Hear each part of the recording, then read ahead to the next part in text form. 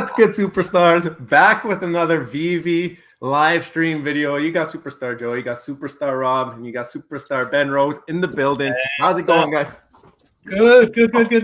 How you doing? Oh, we're doing great. By the way, shout out Hinano. Oh my God, that was a great intro. Thank you so much for that intro, Hinano. Great job. You can see him in the chat right now. That's not how the intro's supposed to go. We're supposed to beat you up, Ben. I saw the picture. I'm ready. You're ready to go. Well, first of all, before we get started, we have about 45 minutes here. But just before we begin, we want to thank you so much for coming on our channel. It's been quite some time since we had a member of the VeVe team, especially someone such as yourself, join us. So we really appreciate your time. Thank you for coming. Hey, absolute pleasure. Absolute pleasure. Great to be here. Thanks. And just a reminder, everybody, make sure you guys give @Mr. Ben Rose a follow on X if you haven't already. And for anybody else maybe watching this in the future, make sure you follow VeVe on their socials so you can stay up to date with the latest information. A little bit of a shameless plug here, but don't forget, become a superstar. Smash the subscribe button down below. Hit the bell notification. You know, whenever we do some live streams, some AMAs with CEOs of great companies that we cover, you can also become a superstar VIP. $2.99 a month. Hit the join button down below. Level up through the stars as you go on. And you can also follow us on X, follow us on Instagram, join the Discord. Discord, we have a great VeVe chat. We have chats for all the projects we cover, but I love the Discord because it's where all the projects come together and share insights and learn about all the different projects that we cover. So definitely make sure that you guys go and check that out. So should we get started? Yeah, Ben, how you doing? Awesome. Thank you. It's been a big quarter. It's been a big year. So I'm just looking forward to a little break after Christmas. Nice. Yeah, you're doing a little different, getting the vacation after, or the holiday after. We normally do a holiday during the holidays, but definitely well-deserved and hard work has been noticed. But we're going to jump into the questions here. We only have you for a short time here, so we want to make sure that we can get over as many of the questions that we had as possible. I want to let the audience know here that questions were pre-submitted and there was no rejections from the VeVe team on any of the questions that we submitted.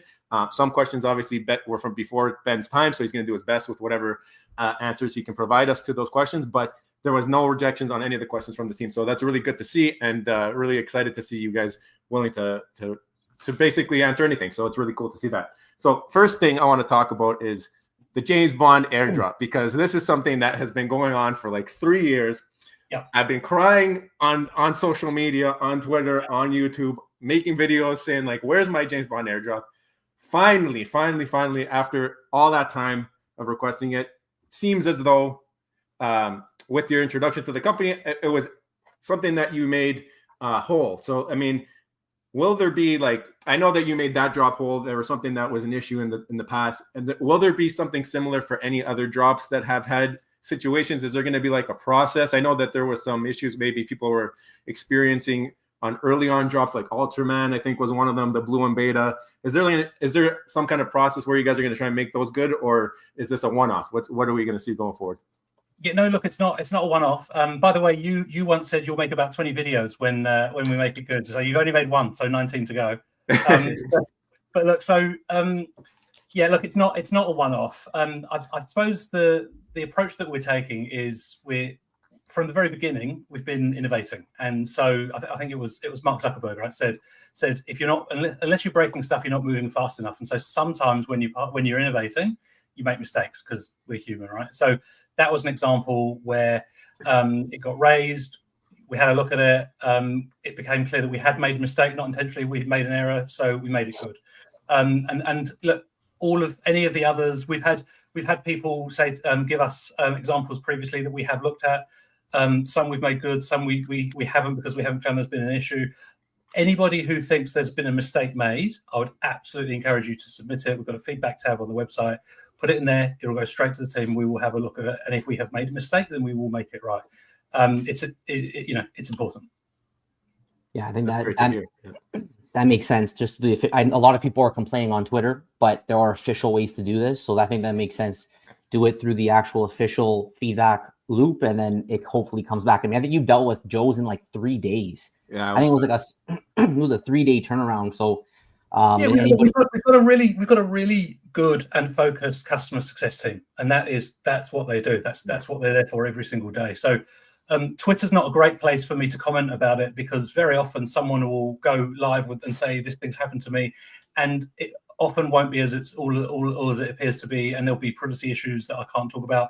So the best way is to set up that on that website, on the app, and if we make a mistake, we will make it right. So we're not here to rip anyone off, but I also say we are human, and sometimes we'll make mistakes. So we had another question regarding community-facing staff. So part of what made VeVe's community so great was, especially I remember in the earlier days, there was a lot of engagement with the community members. I mean, specifically, remember Reese came on our channel for AMAs. We remember Alex G at one point was the marketing manager. He was very involved in the community over the years. He used to do weekly spaces. What we want to know is, like, are those two specific staff still with VeVe, and anybody else, that maybe from before was very involved? Are they still with the company, or has there been a change? Because there was no official announcement. And from a community member's perspective, it's like, well, we saw them almost all the time. Now we hear crickets. So was there a change there? So yeah, they're no longer with us. It's not a recent thing. So there have been changes through the team. I mean, there's quite a lot of members in the team, and we don't obviously announce everyone's departure and arrival. I think for us, and I've said this multiple times before, David and Dan hired me because they both recognized that there was a lack of communication, and it wasn't from not thinking the community is important, not wanting to do it. It was a bandwidth point of view. So when you have a founder-led startup and the two founders are doing the jobs of multiple people, you end up with a bottleneck. So that's part of the reason why they hired me.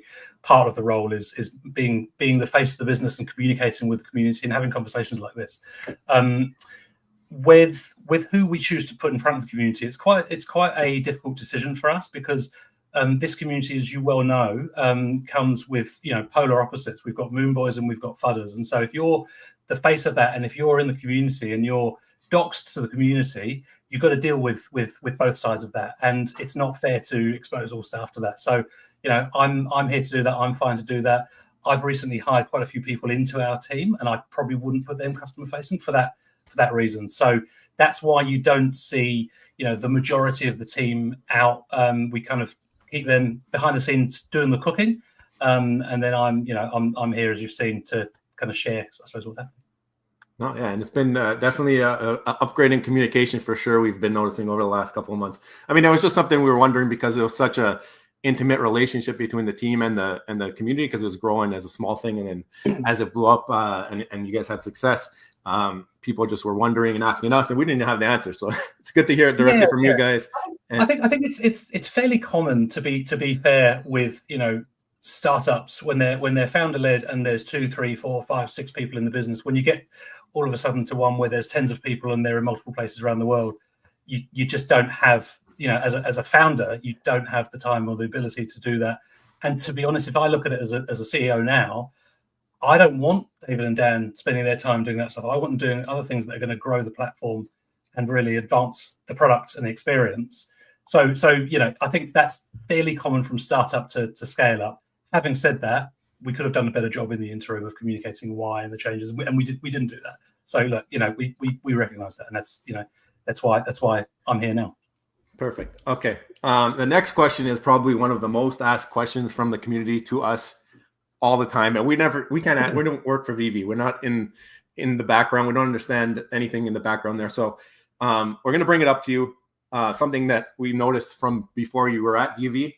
Whatever you can provide is, I guess, acceptable here. But there was a couple of drops, maybe a year and a half ago-ish time, and then one was like 2 years ago. It was the Spider-Man drop, and it was the Obi-Wan Kenobi drop. And what some community members have noticed was that there was some abnormal activity, maybe with the wallets on IMX or on the Go chain at the time, where they noticed that some of the Spider-Man commons ended up in some VeVe controlled wallets. And then the reason it came out is because once they were doing the Obi-Wan drop, they kind of noticed the same thing happened with the Obi-Wans. They ended up in these similar wallets, and the only things in these wallets was Obi-Wans and Spider-Mans. And it was just something that people were always questioning. And I don't know if you have any information on it or if you were ever briefed on the situation, but do you know anything about this? And look, I don't, but I can tell you, I'm the CEO, and when there's a drop, I queue up just like everybody else. I have to get up at 4 o'clock in the morning for a drop, and I end up with a random mint common. So I certainly haven't seen anything that would, be a concern to me. I don't know about that specific instance. What I have seen I've been here 4 months now. Whenever anything happens on chain, all of a sudden there's conspiracy theorists saying, "Aha, here's what's happening," and so everyone's got a view, everyone's got an opinion. I'm comfortable with what I've seen, but that specific one I don't know about.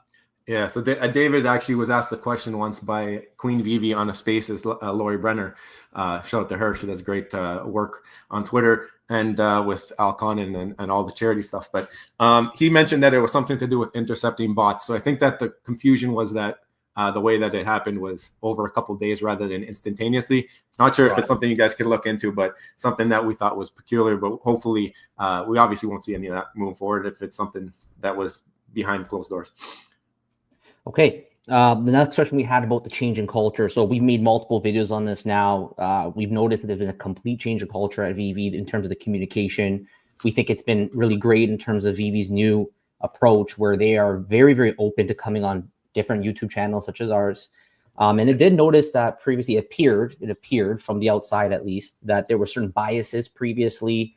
We've heard some people complain that, they felt almost like they were not able to interact with the team, but where others were allowed. I mean, the previous marketing manager did once publicly state that he will never come on our channel. He did post that, I believe it was on Twitter at the time. And the question really is there now going to be a second chance for content creators that may have been previously either formally blocked or outcasted by VeVe? Is there now, let's say, a new way for them to reach out to you? What would be the best way to reach out to you? Are you going to reconsider those previous decisions and maybe open the door again to some of the previous creators?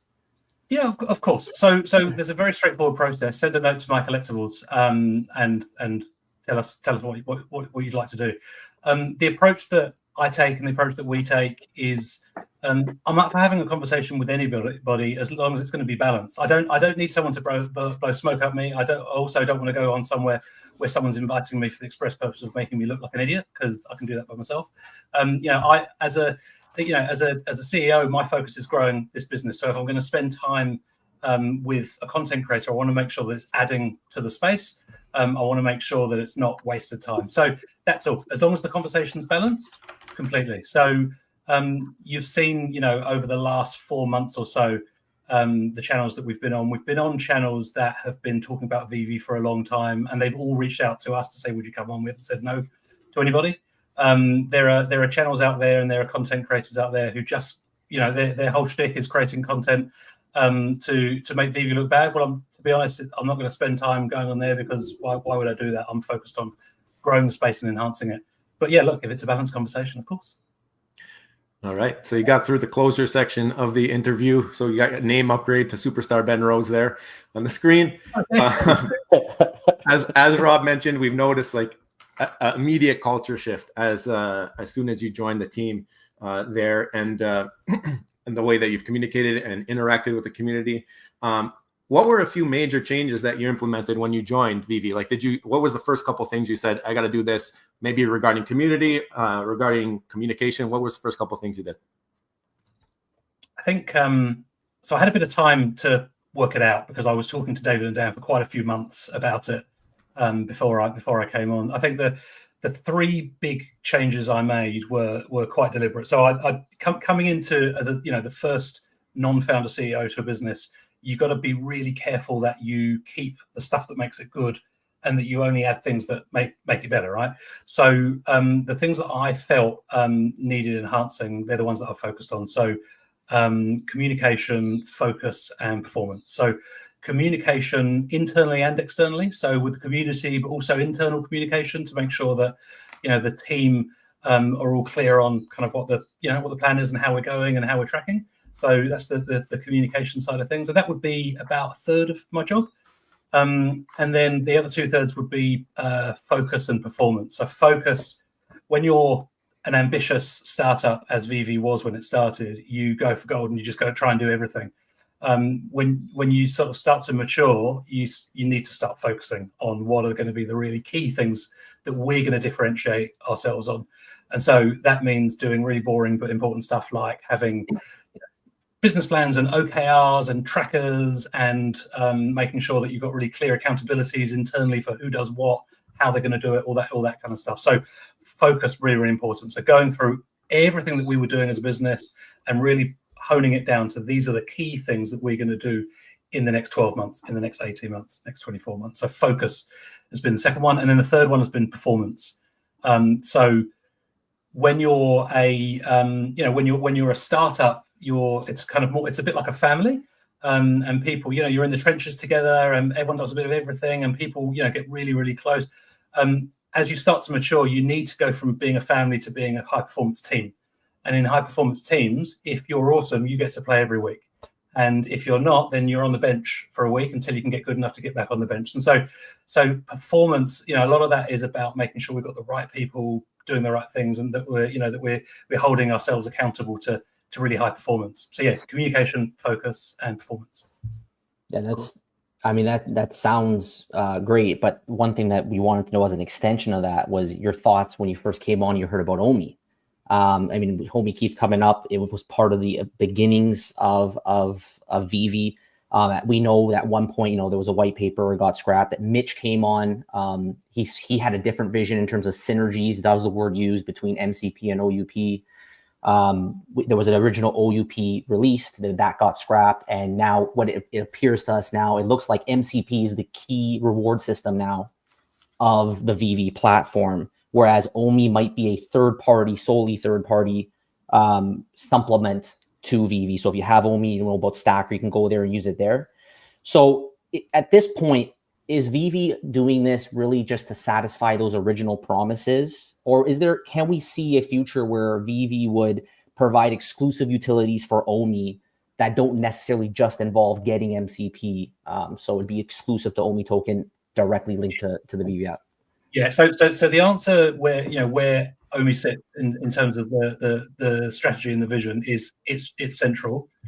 So my personal focus is focusing on VeVe to enable David to focus on Omi. We are going to be releasing details later this year of what the future plans look like for Omi.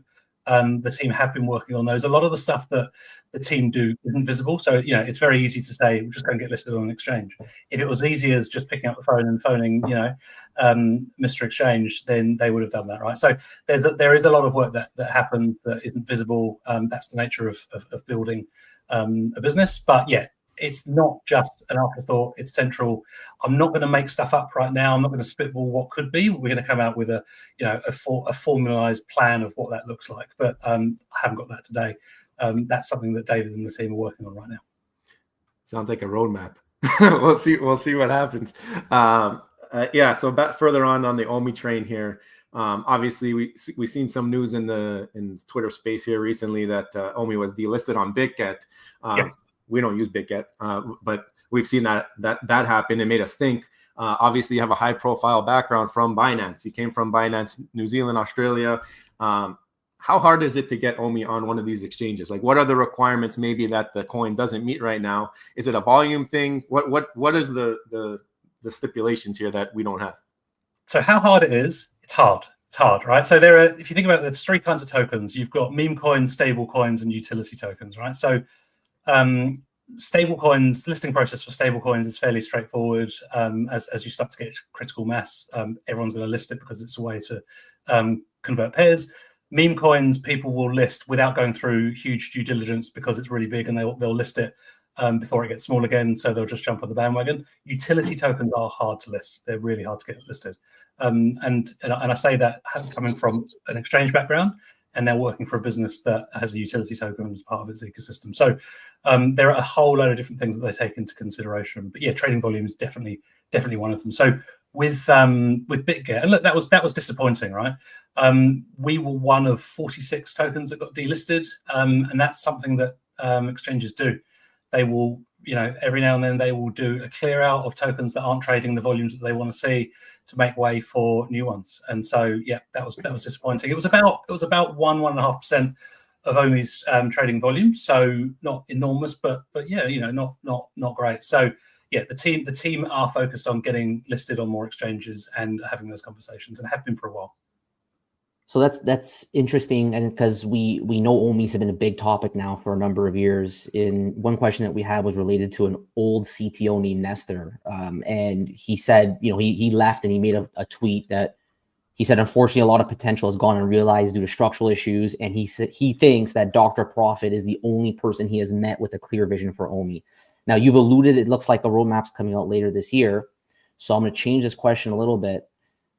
When you came in, did you help guide now a new vision for OMI? Are we going to see now a new vision from OMI after his departure a few months ago? Did you influence that at all? Or is it really now kind of something that David's dealing with, and him and Dr. Profit maybe, I guess, are working on something? The owner of Stacker, his tag. Yeah. So I didn't come up with the strategy for OMI. David and Dan did, and there is one. I've influenced it a bit because I'm here to sort of bounce ideas off and share thoughts and that sort of thing. But really, I'm focused on VeVe, and I'm focused on VeVe to free David up to do exactly that. So yeah, I look, when people leave a business, they've got a whole load of their own thoughts and motivations and issues, and so I didn't work with Nestor. I don't know. I'm not going to comment on that. But if you're asking, is there a strategy for OMI? Yes. Did I come up with it? No. Did Dr. Profit? No. Okay. Okay. Next one. I guess this is more in line with your role here, because you deal with the community. And what we've noticed, because we're big into the community, obviously we're dealing with them we were doing videos every single day until recently, when we've gone to a couple of days a week. But interacting with them every single day, we notice things, and we see things happening. Maybe not necessarily always involving us, or sometimes it's just things that you see and becomes news, right? So we know that there are, I guess, VeVe maxis, or certain people who tend to put themselves as they represent their company, and then if somebody has an alternative take or a criticism that they would like to see fixed, then there's been sometimes some bullying or some things that get too far, threats and all this stuff. So I don't know what you're aware of, anything like that in the community, but regardless, does VeVe have any plans to maybe have like a whistleblowing program to make the community feel more of a safe space, so that people who are in the Twitter community aren't hesitant to speak their minds, have their own opinions without fear of being attacked by certain people in the community? And do you know if VeVe has ever reached out to any community members who have acted in this way in the name of VeVe? No, I don't know. Look, we can't be responsible for individuals' private use of their own social media accounts. So our focus is making sure that the spaces that we hold and that we run and the channels that we run are inclusive and are safe spaces for people. And sometimes that means we have to mute people. Sometimes that means we have to block people, because unfortunately some people come on and they do bully, and we don't accept that on our channels. If someone chooses to go and use their own private social media account to do something else, that's not something that we would have jurisdiction over, and nor should we. But if someone's getting bullied by someone on X, they should absolutely make a complaint to X, and the same on Facebook. So no, we don't have plans to have a whistleblowing program, because we don't police individuals' behavior on there, but we are absolutely responsible for behavior on the channels and the spaces that we run, and that's why we'll continue to focus on that there. I think My Collectibles has done a good job on X and on Facebook, and Eagle does the same on Discord. It's an ongoing thing to make sure that people are there for the right reasons and treat people respectfully. And in terms of what people do on their own social media accounts, I've got my personal views about it, but that ultimately that's their own choice. So I assume something like in the VeVe-verse, because it's a VeVe space, it would be something a little bit more protected and more moderated in terms of that type of stuff. Yeah. So currently there isn't plans for hands-on moderation. There's picking up keywords and those sorts of things, but we're gonna keep an eye on it, because we hope for it to be a safe space where people come to share about collectibles. But if it becomes something different, then we'll have to act on that and make some of those changes. Yeah, without a lot of context, it can come across as a bit of a strange question. But in 2024, there was a lot of banter asking VeVe to block certain people. So that kind of what came to this question. So I think the answer is very clear. The answer is no, you can't ask VeVe to block someone for you. But if you're going to come on VeVe's socials, or you're going to go in their VeVe-verse, then there may be different a different set of rules, right? And it's the same. It's the same personally. You know, I'll engage with anybody, but if someone's going to be abusive towards me, I'll mute them. And you know, that's just because you have choices about who you engage with and who you don't, and it's exactly the same on our spaces. But no, if somebody asks us to block somebody because they've been horrible to them, we tell them to go and sit down, have a cup of concrete, and make it up together. All right, sounds good. So, question about utility. Utility comes up. It has come up in every one of your interviews. It's obviously a big topic in the NFT space in general because, I mean, in our opinion, utility is probably the #1 thing that would attract masses to come, more than just an expression of what you want to express yourself online. So we know from our recent interview many years ago. Again, I think a lot has changed since then.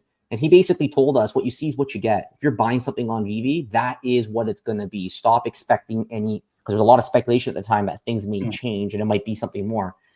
I mean, now that you're here, do you think that there's plans? Could there be plans to go back and change any of the past collectibles? You know, it could be token gating via third-party wallets. We've seen that get done with other platforms. Just, more than just, you collect, you get MCP.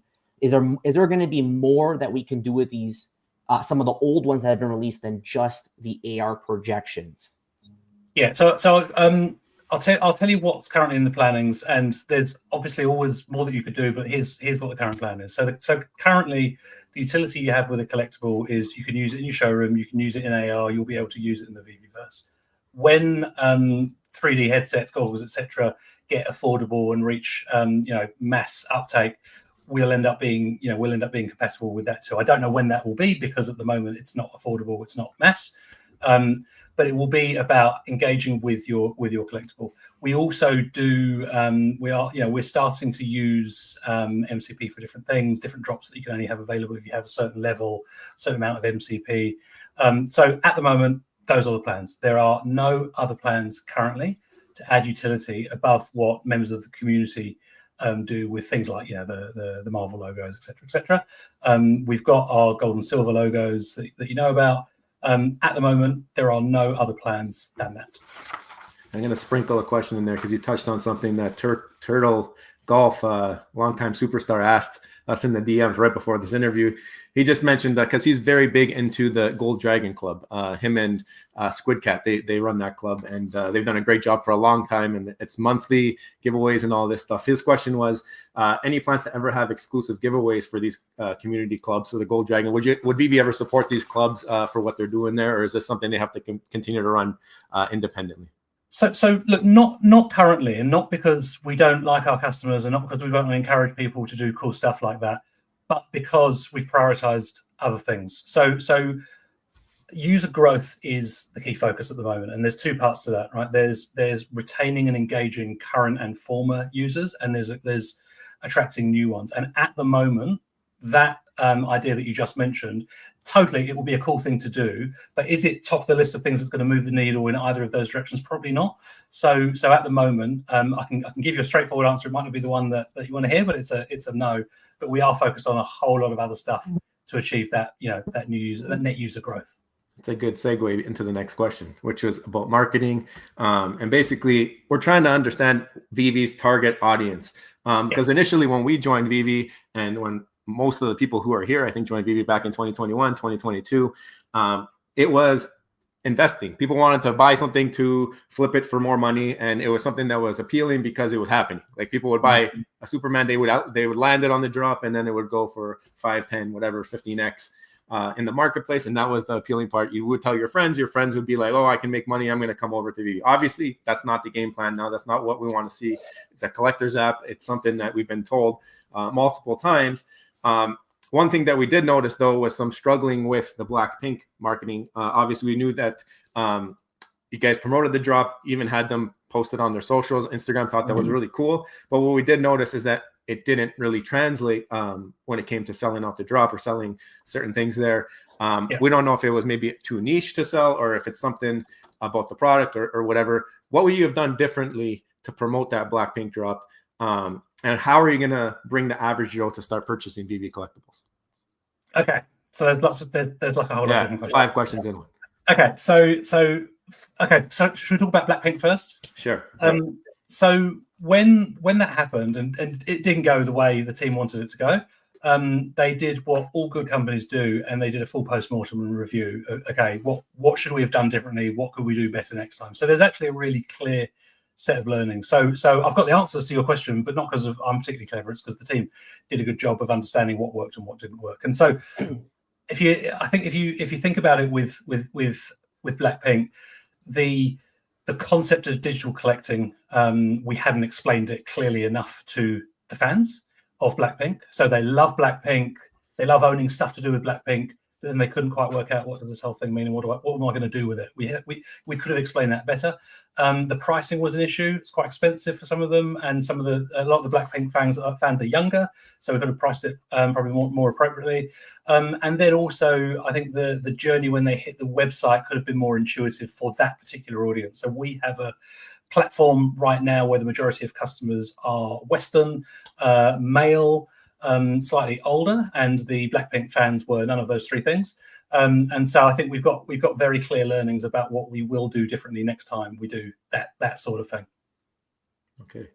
What were the other questions? The next part was how are you going to get the average Joe to start purchasing VeVe Collectibles? Okay, sorry.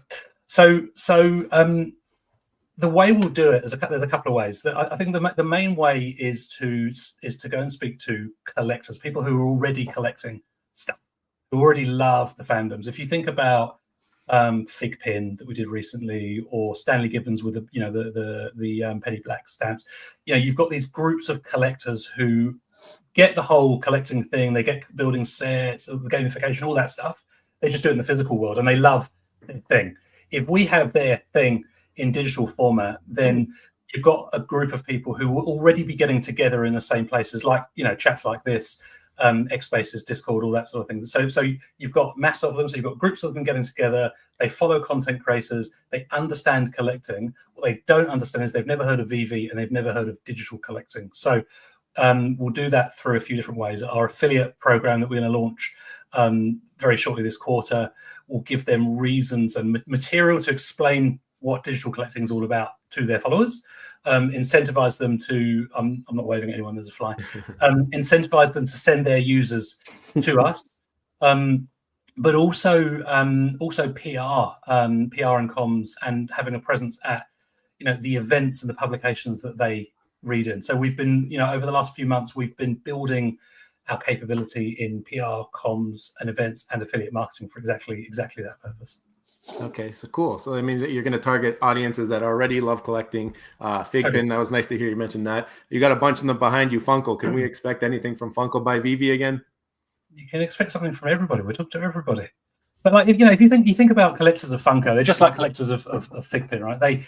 They follow people like your followers follow you. They're already in that habit, and they trust those people. So if those creators talk to them, I don't know, if we got it together for Moana 2, for example, when that launched, we've got Moana Collectibles.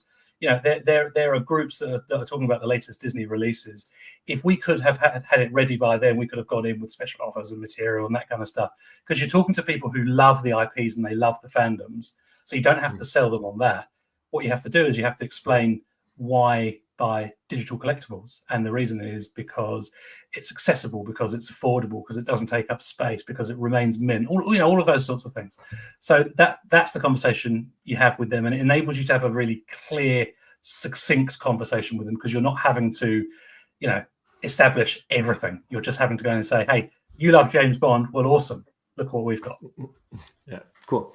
So another question now regarding self-custody. I think it was NFT Pirates, who doesn't live too far from where we are right now. He mentioned in that question to you that there would be no self-custody on VeVe, which is a bit different than what we heard previously from Reese in an AMA, where he said, I wouldn't say that. So it looks like right now the current answer is that there wouldn't be. Now, a lot of VeVe success to date, I mean, I remember back was the idea that these collectibles were the first on blockchain, first time a digital NFT version of this IP existed, rather than the utility of the gamification. So people were really interested in that self-custody component of it. Now, we have seen it on gated projects before, where there's almost like a ghost token that you can extract. It's not the same token that VeVe would have. It'd be a ghost replica that would then give you the flexibility to kind of trade, sell, buy. So the question that we have is, will VeVe consider evolving to a self-custody model version of that then gives us the ability to do a giveaway, because we give away all kinds of stuff on our channel, but we can't give away VeVe because we don't have that access, whether internally in the app or like how we've seen in other gated projects. So you could do giveaways. We do sponsor giveaways, but I know what you mean.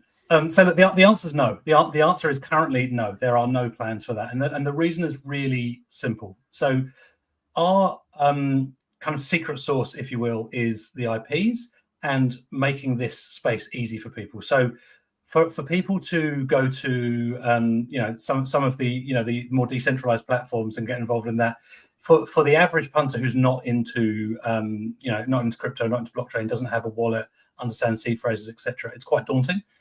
We in the space might feel like it's super mainstream, but it's not yet. I think it's only 6 or 7% of the global population actually hold crypto currently. So at the moment, making it easy for people to buy and sell with a credit card or Google and Apple Pay, making it easy, making it brand safe for licensors, making it secure for users. The way we do that is through it being a closed ecosystem. So they are NFTs, but they're in the ecosystem. So there aren't any plans to change that. Maybe that will change one day in the future. But if I think about our focus right now, our focus on right now is growing user numbers and getting collectors of fandoms into digital collecting. So we have to make it as easy as possible for them. Similarly, there are loads of people in crypto who also want a way to access it, which is why we're doing the relationship with Stacker. But the focus for growing, it means we have to say, this is our proposition. It's a brand safe, it's a secure proposition. There are NFTs on the blockchain, it's a layer 2, and it's a closed ecosystem. So as an extension to that, why bother connecting VeVe then to this idea of NFTs and cryptocurrencies if the app has moved away from using that terminology? One thing I remember is that we're not calling them NFTs, we're going to call these digital collectibles, especially now if there's no plans for self-custody. Like, isn't it just confusing for the average user to understand how like NFTs even integrate into the system? If you're using a layer 2 ledger, we've had a lot of people come and tell us that you're not even, and I'm not really a techie on this, but if it's on layer 2, it falls outside a decentralized layer 1 ledger, and therefore you're not even allowed to call it an NFT. Like, wouldn't it just be cheaper anyways to just get rid of Immutable X and just leave it all on a centralized server, since layer 2 is like a centralized server? So like, everyone's got a view and everyone is entitled to their view, and I get them every day. Look, we focus on the proposition and the output, which is collectibles that you can be sure of the scarcity and rarity of.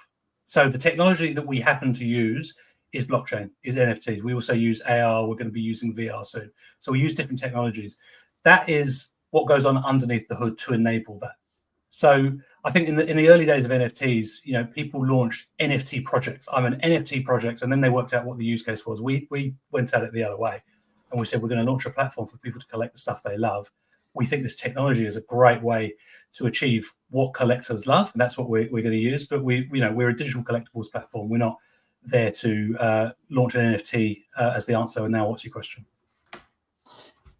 Yeah, so it was a 2-part question, right? So like that makes sense. And then, I mean, what's your thoughts on this whole layer 2 approach? Like, do you agree then? Like, is it actually invalid to even say you can't call these NFTs, or is this just complete semantics and it's recorded on a blockchain and therefore they are NFTs? Do you have any? I mean, you came from finance, so I don't know if that's something of course I think it's an NFT, right? Yeah. But ultimately it doesn't matter whether one person thinks it's an NFT and another one thinks it's not an NFT.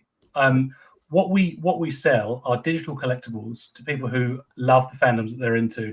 We offer first appearance on blockchain of things that they couldn't have access to in the physical world, and you're able to know which one of a particular mint series it is.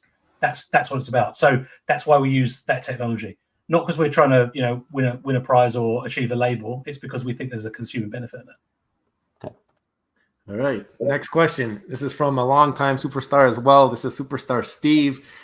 He's been with us for a long time, supporting us, pushing out our content for his followers, and just overall great guy. We met him in person at DCon. Just a great dude. He had a question about rewarding people who hold sets that previously dropped on VeVe. I know there's been speculation before where people think, oh, if I hold this set, maybe one day VeVe will do a drop. It's happened where VeVe's done a drop. I think it was the blue and yellow Batmans got dropped for the original people who held those sets or something like that, or people who bought them at a certain time. Would VeVe dabble in that type of I guess, techniques in the future where they reward people who held sets for a long time or who hold complete sets for certain IP? I don't know if it's something that might help a market out, that people might enjoy that. I don't know what you think.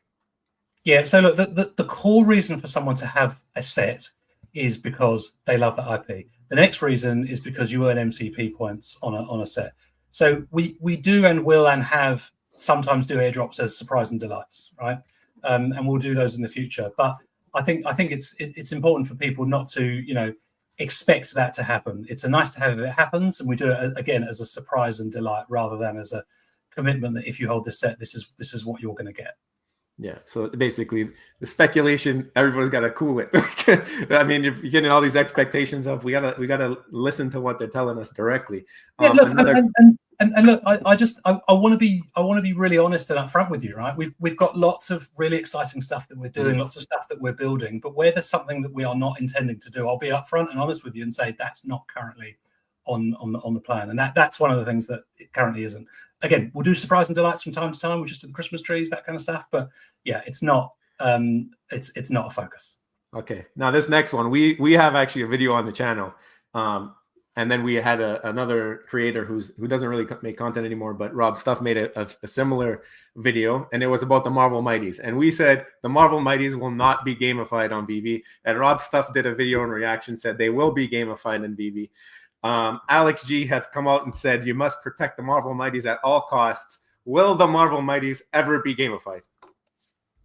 Ever, I can't answer. Currently, there are no plans to gamify them. Okay. And then we only got a couple of minutes left with you. So this is another one that we really want to ask because we know there's a lot of children, right, that would probably be into this stuff and use VeVe. And they may not be children, they may be a bit older, capable of, clicking the app.